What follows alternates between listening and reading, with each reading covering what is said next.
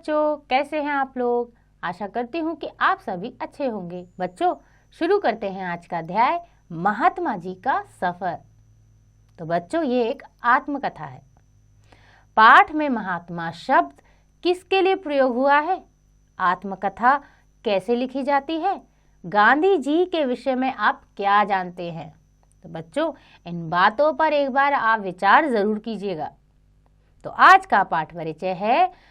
प्रस्तुत आत्मकथा में महात्मा गांधी जी की आत्मकथा के कुछ अंश दिए गए हैं, यानी कि महात्मा गांधी जी के बारे में कुछ बताया गया है। पुस्तक के इस अंश में उनके महान बनने के रहस्यों का वर्णन किया गया है। गांधी जी का पूरा नाम मोहनदास करमचंद गांधी था। हम उन्हें प्यार से बापू कहकर पुकारते थे। उनके महान कार्यों के कारण उन्हें महात्मा कहा गया। वे संपूर्ण देश के राष्ट्रपिता भी हैं।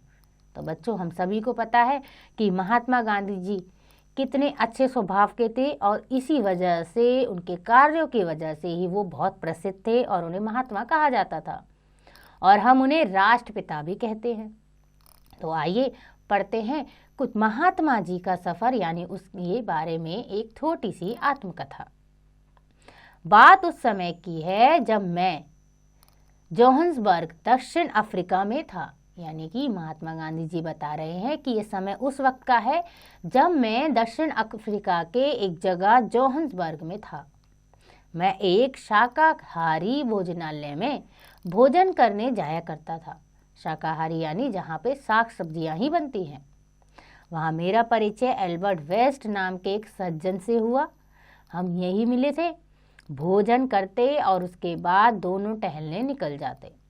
पिछले 2-3 दिनों से मेरी उनसे भेंट नहीं हो पाई थी। एल्बर्ट वेस्ट एक छोटे से प्रेस यानी कि मुद्रणालय में कार्यरत थे।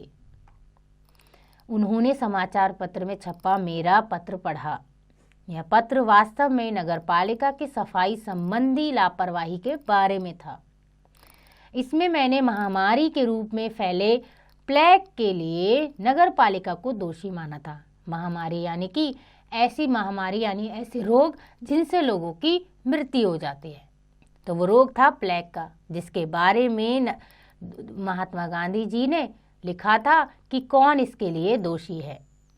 अतः मुझे भोजनालय में न देख वे मेरी सलामती के प्रति भयभीत हो उठे थे। उन दिनों प्लेग बीमारी बहुत बुरी तरह से फैली हुई थी। मैंने और मेरे सहयोगियों ने कम भोजन लेने की सोची तो मैंने अपना रात्रि भोजन ही बंद कर दिया। दिन का भोजन मैं और लोगों के आने से पहले ही कर लेता था, जिससे वे मेरे द्वारा रोग फैलाने के बारे में शंकित ना हो, यानी कि किसी को भी डाउट ना हो कि ये रोग कैसे फैल रहा है। इसीलिए मैं खाना पहले ही खा लेता था। मैंने भोजनालय के स्वामी को भी बता दिया था कि मैं प्लेग के रोगियों की देखभाल करने में लगा हूँ। दूसरा या तीसरा ही दिन था। सुबह के समय मैं निकलने ही वाला था कि द्वार पर खटखट हुई। खोला तो सामने मिस्टर वेस्ट को खड़ा पाया। आपको भोजनालय में ना देख मैं डर गया कि आप ठीक तो हैं। तो मिस्टर वेस्ट ने महात्मा गांधी से पूछा कि आप भोजनालय नहीं आ रहे थे, तो मुझे लगा कि कहीं आपकी तबीयत खराब तो नहीं, यही पता करने में आ गया। मुझे विश्वास था कि इतनी सवेरे आप यहीं होंगे। क्या मैं आपकी कोई मदद कर सकता हूँ? ऐसा उन्होंने महात्मा गांधी से पूछा। मैं रोगियों की सेवा करने को तैयार हूँ। मेरे पास अपना पेट भरने के अतिरिक्त कोई काम नहीं है। वे यह सब एक ही सांस में कह गए। मैंने मिस्टर वेस्ट का धन्यवाद करते हुए कहा, नहीं, मैं आपको रोगियों की सेवा तो कतई नहीं करने दूंगा। अगर और बीमार ना आए तो हमारा एक काम 2 दिन में ही पूरा हो जाएगा, लेकिन एक काम अवश्य है। कौन सा? ऐसा वेस्ट ने महात्मा गांधी से पूछा। क्या आप डरबन पहुंचकर इंडियन ओपिनियन के प्रेस का प्रबंध अपने हाथ में लेंगे? दूसरे ही दिन रात की मेल से मिस्टर वेस्ट डरबन के लिए रवाना हुए और अपनी उगाही का काम मुझे सौंपते गए। उस दिन से मैंने डरबन छोड़ने के दिन तक वे मेरे सुख दुख के साथी बने रहे। यानी कि गांधी ने बताया कि मैंने उन्हें एक काम दिया था कि वो इंडियन ओपिनियन के प्रेस जाएं, तो वो उस काम के लिए रवाना हो गए। जोहान्सबर्ग से 7 मील दूर तंबू गाड़कर महामारी की चपेट में आए रोगियों को वहां रखा गया। कोई नहीं कह सकता था कि वे रोगी कैसे रोग मुक्त हुए, किंतु मिट्टी के लेप द्वारा उपचार में मेरी श्रद्धा बढ़ गई। उस समय मुझ पर इस प्राकृतिक उपचार की जो छाप पड़ी अभी तक बनी हुई है। नगरपालिका गौरे नागरिकों के स्वास्थ्य के बारे में 2400 घंटे सचेत थे, यानी कि नगरपालिका को सिर्फ अंग्रेजों की फिक्र थी। जो हमारे लोग बीमारी से ग्रस्त हैं उनकी कोई फिक्र नहीं थी। महामारी को आगे बढ़ने से रोकने के लिए उसने पानी की तरह पैसा बहाया। इस शुभ प्रयत्न में मुझसे जितनी जल्दी मदद पड़ सकी मैंने दी। मैंने हिंदुस्तानियों पर अपने प्रभाव का पूरा उपयोग किया। उनकी बस्ती पर पहरा बैठा दिया गया। मुझे और मेरे साथियों को स्वतंत्रता पूर्वक आने जाने के लिए पास दे दिए गए। 3 सप्ताह के लिए पूरी बस्ती को कुछ दूरी पर बने तंबुओं में बसा दिया गया और साथ ही भारतीयों की पूरी बस्ती लोकेशन को जला देने का निर्णय ले लिया गया। यानी महात्मा गांधी ने बताया कि रोग जो है, जो महामारी थी, वो फैलती चली जा रही थी। उसके लिए हमने लोगों की बहुत आगे बढ़कर मदद की। लोग बहुत घबराए। वहाँ लोग बैंक का नाम तक भी नहीं जानते थे। गरीब लोग अपना पैसा ज़मीन में गाड़ कर रखते थे। मैंने बैंक के मैनेजर से बात कर सबकी रकम वहाँ जमा करवा दी। बस्ती दूसरे ही दिन जला दी गई। बस्ती इसलिए जलाई गई ताकि वो रोग जो है वो ज़्यादा ना फैले। मैं हर रोज़ साइकिल पर वहाँ हो आता था जहाँ वे रह रहे थे। खुली हवा तथा उपयुक्त भोजन ने अपना प्रभाव दिखाया। लोग भी अपना दुख भूल आनंद से वहाँ रहने लगे। महामारी आगे न बढ़ पाई और शहर निर्भय बन रहा था। यानी कि महात्मा ने बताया कि किस तरह हमने जलाए सारे घर और फिर उस महामारी को रोका और लोग शुद्ध हवा में जल्दी से जल्दी ठीक होने लगे। जिस तरह मैं मिस्टर वेस्ट से भोजनालय में मिला, उसी तरह मिस्टर पोलाक से भी मेरी जान पहचान वहीं हुई। पहली ही रात हम एक दूसरे को पहचान गए, क्योंकि जीवन के विषय में हमारे विचारों में बहुत समानता दिखाई पड़ी। शीघ्र ही हम गहरे मित्र बन गए। यानी महात्मा गांधी ने बताया कि जैसे मेरे दोस्त वेस्ट थे, वैसे ही पोलाक भी मेरे दोस्त बन गए, क्योंकि हमारे जो विचार थे, हमारे थॉट्स थे, वो बहुत मिलते थे। इंडियन ओपिनियन पर मिस्टर वेस्ट का पहला विवरण मुझे चकित करने वाला था। उनका पत्र मिलते ही मैं नेटॉल के लिए चल पड़ा। मिस्टर पोलाक मेरे साथ स्टेशन तक आए। मेरे हाथ में एक पुस्तक पकड़ाते हुए बोले, यह पुस्तक रास्ते में पढ़ने योग्य है, इसे पढ़ते जाइए, आपको पसंद आएगी। वह थी जॉन रस्किन की अनटू दिस लास्ट।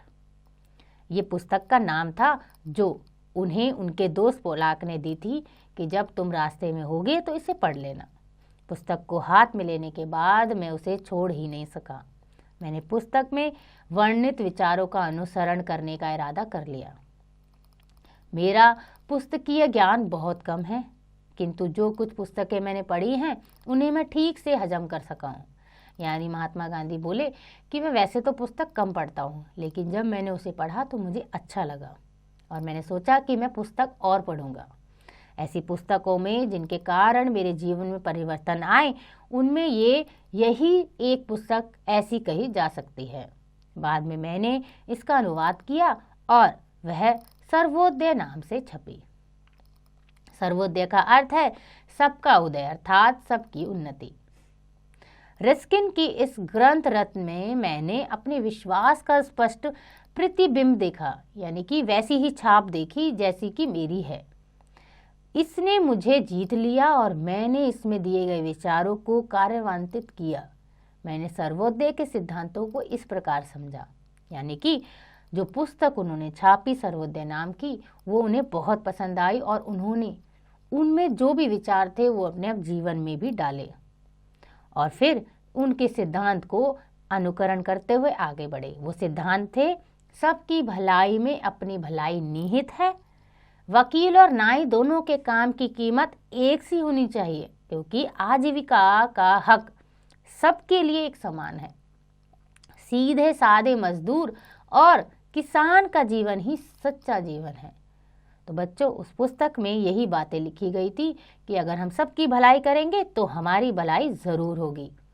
वकील हो चाहे नाई हो, सबका जीवन एक समान होना चाहिए, यानी सबका आदर एक समान होना चाहिए। और जितना सीधा जीवन मजदूर किसान जीते हैं वो जीवन बहुत अच्छा है, बहुत सच्चा है।